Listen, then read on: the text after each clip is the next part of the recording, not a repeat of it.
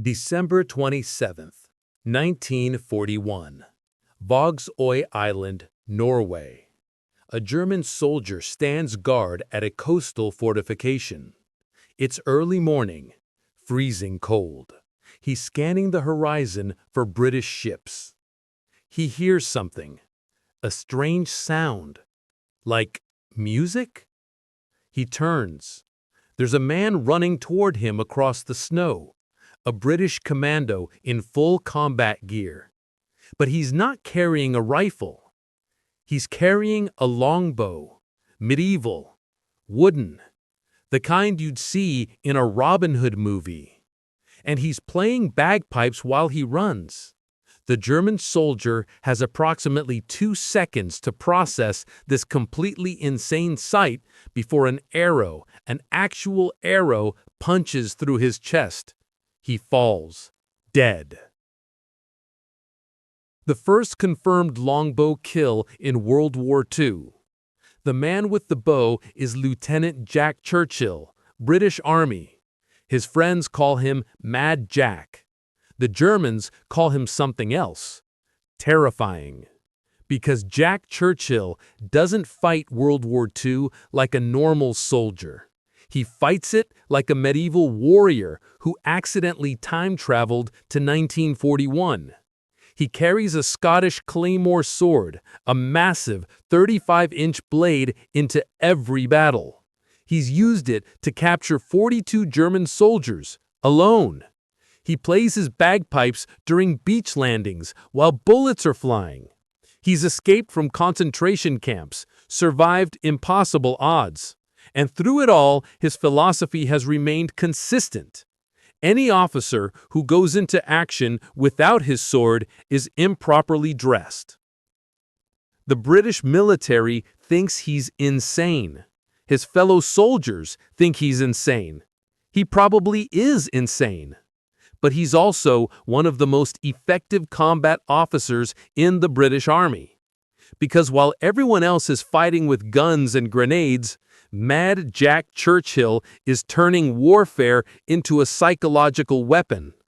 When you see a man charging at you with a sword and a bow in the middle of a gunfight, your brain short-circuits. This is the story of Mad Jack Churchill, the British Commando who fought World War II with medieval weapons. The man who proved that courage, creativity, and complete disregard for conventional tactics can be more powerful than any gun. John Malcolm Thorpe Fleming Churchill, Jack, to everyone who knew him, was never going to be a normal soldier. He was born in 1906 in British colonial Ceylon, now Sri Lanka, son of a colonial civil engineer. His family moved to England when he was young, and Jack attended King William's College on the Isle of Man. From the start, Jack was different. While other boys played cricket and rugby, Jack became obsessed with archery, medieval history, swordsmanship. He taught himself to shoot a longbow, the traditional English weapon that had won battles like Agincourt in 1415. He became exceptionally good at it, competition-level good. After graduating from the Royal Military College Sandhurst in 1926, Jack served in Burma with the Manchester Regiment. But peacetime army life bored him. In 1936, he left the military and became a male model, then a movie extra. He appeared in several films, including The Thief of Baghdad. He worked as a newspaper editor. He competed in archery championships, represented Britain in the World Archery Championships. Jack Churchill was living his best life. Adventure, variety, excitement. Then, World War II started. In 1939, Jack immediately rejoined the Army. He was 33 years old. Most men his age would have been given desk jobs or training positions. Jack demanded combat duty. He volunteered for the Commandos, Britain's newly formed elite special operations units. The Commandos were perfect for Jack. These weren't regular soldiers following standard procedures. They were raiders, saboteurs, men who hit hard, caused chaos, and disappeared. Unconventional warfare. Jack fit right in, except he took unconventional to a whole new level. During his first combat deployment to France in 1940, Jack brought his longbow. His commanding officer saw it and asked what the hell he was doing with a medieval weapon. "I always bring my bow to war," Jack replied, as if this was the most obvious thing in the world. The officer was about to order him to leave it behind when Jack added, "Would you rather I go into battle improperly dressed?" The officer, recognizing that arguing with Mad Jack was pointless, let it go.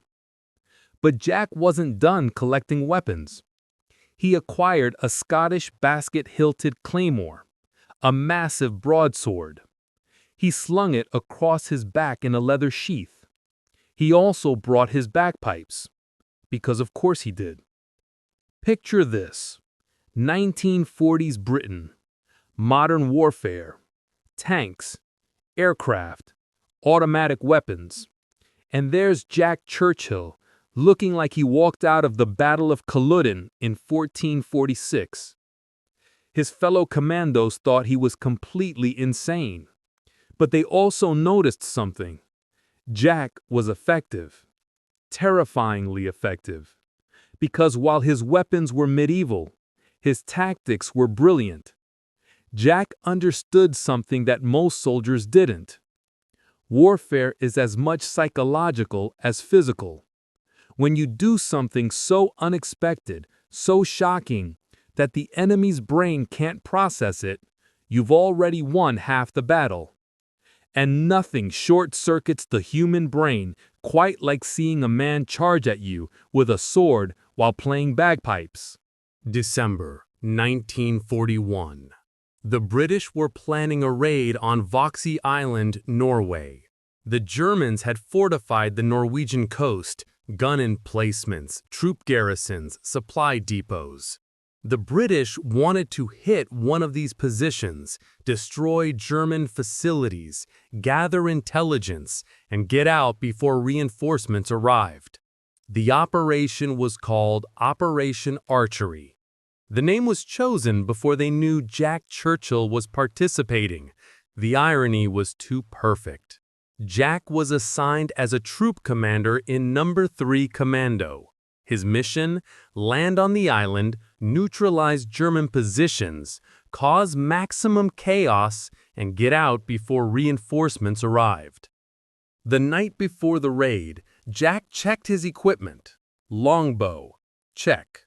Quiver of arrows, check. Claymore sword, check. Bagpipes, check. One of the younger commandos asked him, "Sir, are you actually planning on using that bow?" "Of course I am," Jack replied. "How else would I know if I've killed someone? With a gun, you never can tell." December 27, 1941. Early morning. The commandos approached Vokse in landing craft. The plan was to hit the beach, secure the town, destroy German positions, and evacuate before the Wehrmacht could respond. As the landing craft neared shore, Jack did something that became legendary in commando lore. He stood up in the front of the boat, pulled out his bagpipes, and started playing the March of the Cameron Men. Bullets were already hitting the water around them. German machine guns had spotted the landing craft, and Jack was standing there, completely exposed, playing bagpipes. The Germans must have thought they were hallucinating. The landing craft hit the beach. Jack leaped out first, still playing his pipes. Then he slung the bagpipes over his shoulder, drew his bow, knocked an arrow, and fired. A German soldier fell, arrow through the chest, the first documented longbow kill in World War II. Jack charged forward, sword in one hand, bow in the other. His commandos followed, not because it was tactically sound, but because if Mad Jack was running into enemy fire with a medieval arsenal, they couldn't very well hide behind cover. The Germans were completely unprepared for this. They trained to fight soldiers with rifles. They had protocols for grenades, machine guns, artillery. Nobody had trained them for sword-wielding madman playing bagpipes.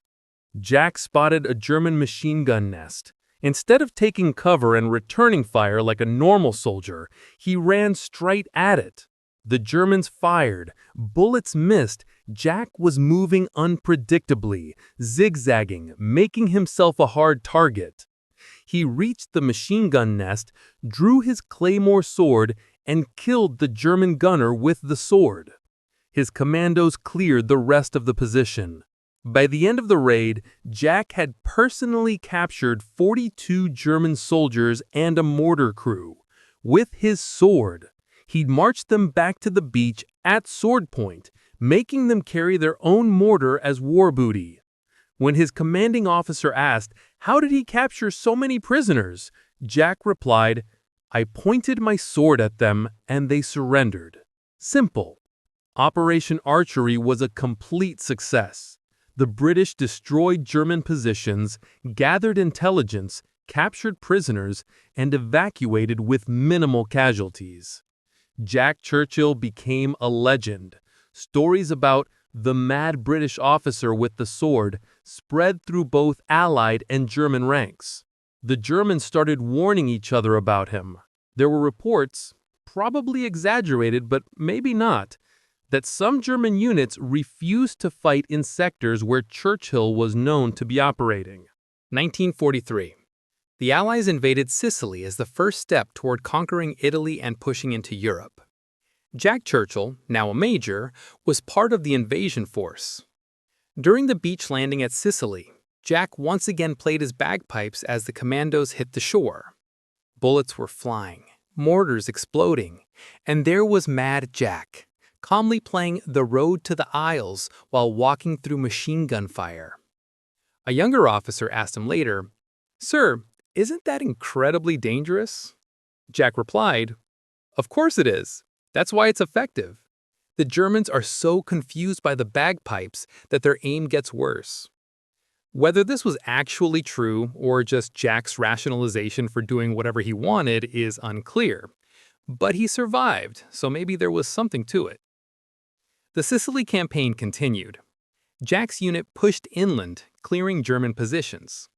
At one point, Jack and 6 of his men were advancing through a village when they were ambushed by a much larger German force. Most commanders would have ordered a retreat. Jack ordered a charge. He drew his claymore and ran at the Germans. His 6 men, probably questioning their life choices, followed. The Germans, once again faced with the psychological horror of a sword-wielding maniac charging directly at them, broke and retreated. Jack's unit captured the village. But Jack's luck was about to run out. In September 1943, Jack's unit was sent to capture a German position near Salerno, Italy. The plan was textbook: scout the position, coordinate with artillery support, launch a simultaneous assault from multiple angles. Jack, being Jack, decided to simplify things. He took a small group of men and assaulted the position directly, with his sword and bow. For a while it worked. Jack killed several Germans, captured more. But German reinforcements arrived. His small force was outnumbered. A mortar round exploded near Jack, knocking him unconscious. When he woke up, he was a prisoner. The Germans had captured him. Jack was now in the most dangerous position of his life. Not because the Germans were going to execute him, though that was a possibility, but because he was no longer in control. Mad Jack Churchill, the man who fought on his own terms, was now a prisoner, following someone else's rules. This was unacceptable to Jack. So, he escaped. The first escape attempt came within weeks, Jack and another British officer tried to walk out of the POW camp disguised as workmen.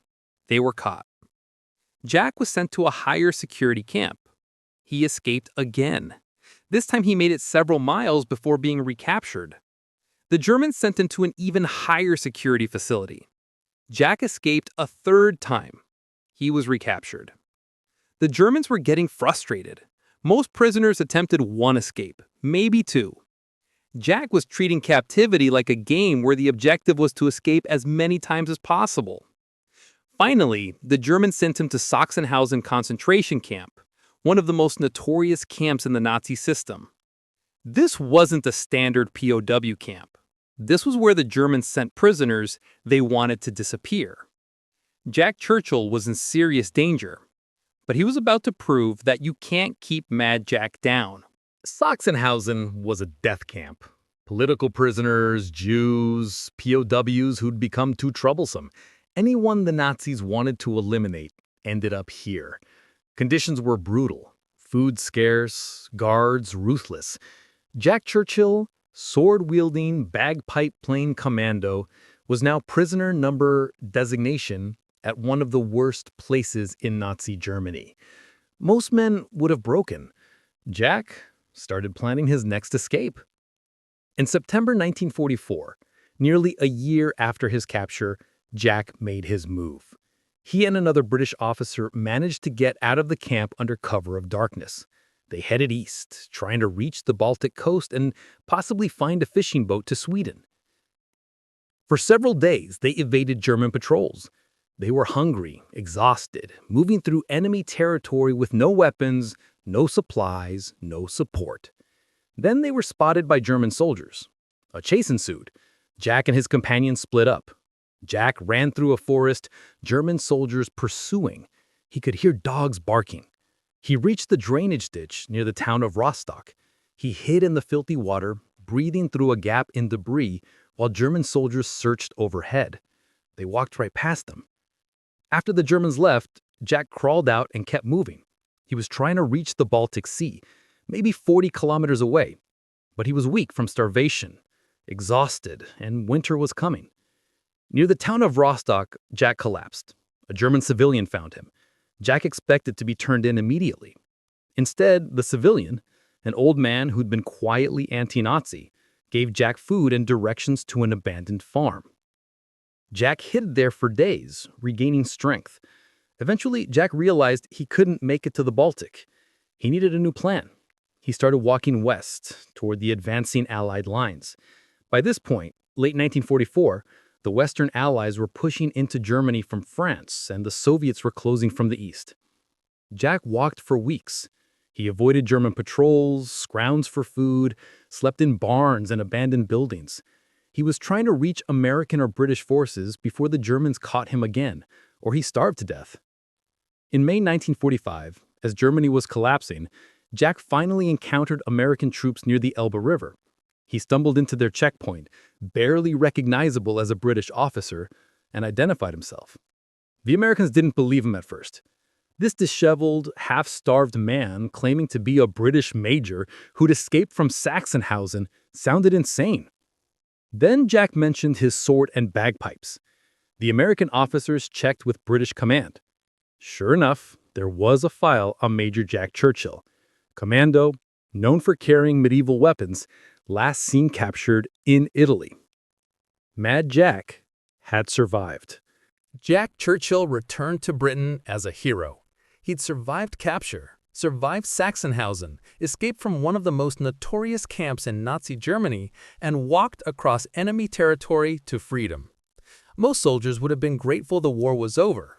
Jack was furious. When he learned that Germany had surrendered in May 1945, while he was still making his way back to Allied lines, Jack reportedly said, "If it wasn't for those damn Yanks, we could have kept the war going another 10 years." He was joking. Probably. But Jack Churchill wasn't done fighting.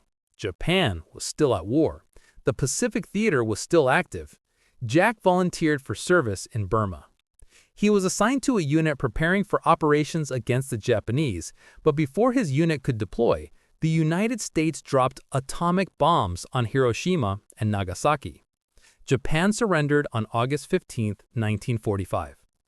World War II was over. Jack Churchill, who'd fought with a bow, sword, and bagpipes through Norway, France, Sicily, and Italy, who'd been captured and escaped from concentration camps, who'd walked across Germany to freedom, was genuinely disappointed that the war had ended. Mad Jack indeed. But what do you do after you've fought the most exciting war in history using medieval weapons? How do you adjust to peacetime when you've spent 5 years living on pure adrenaline? If you're Jack Churchill, you find new adventures. After the war, Jack served in Palestine during the British Mandate period. He was involved in various military operations against insurgent groups. He continued to be unconventional, though he'd finally, reluctantly, stopped carrying his sword into combat. The British military had finally put its foot down on that one. In 1946, Jack attended parachute training. He was 40 years old. Most men that age are thinking about retirement. Jack was learning to jump out of airplanes. He served in the British Army until 1959, when he retired with the rank of lieutenant colonel. He was 53 years old and had served in the military off and on for over 30 years. And then, Jack Churchill did something completely unexpected. He took up surfing. He moved to Australia and became one of the early adopters of surfing in the country. He also took up motorcycle racing, because apparently normal retirement hobbies like gardening or golf weren't exciting enough. Jack Churchill lived until 1996. He died at age 89, having outlived most of his fellow commandos, having survived being shot at by Germans, having escaped from concentration camps, and having proved beyond doubt that courage, creativity, and a complete disregard for what's normal can sometimes be the most effective weapons of all. Mad Jack Churchill fought World War II with a longbow, a claymore sword, and bagpipes. He captured 42 enemy soldiers with medieval weapons. He survived concentration camps. He walked across Germany to escape captivity. And through it all, he maintained that any officer going into action without his sword was improperly dressed. The official records credit him with numerous kills using conventional weapons. But Jack's real weapon wasn't his bow or his sword. It was psychological warfare. He understood that doing something so unexpected, so shocking, that it breaks the enemy's mental model of how warfare works, that's more powerful than any gun. When German soldiers saw a man charging at them with a sword while playing bagpipes, their training didn't help them. Their protocols didn't apply. Their brains couldn't process it. And in that moment of confusion, Jack won. Mad Jack Churchill proved that warfare isn't just about having better weapons. It's about creativity, courage, and being willing to do what no one expects. After the war, when asked about his unconventional tactics, Jack said, "People are always asking me if I was afraid. Of course I was afraid. But being afraid doesn't mean you don't do it. It means you do it anyway." That's the lesson of Mad Jack Churchill. Not that you should bring a sword to a gunfight, though apparently that can work, but that courage means acting despite fear. That creativity matters more than conventional wisdom, and that sometimes the most effective weapon is simply being yourself, even if yourself is completely insane. If you enjoyed this story, let me know in the comments what other incredible World War II stories you'd like to hear. Subscribe for more true stories of extraordinary people doing impossible things. Remember, any officer who goes into action without his sword is improperly dressed.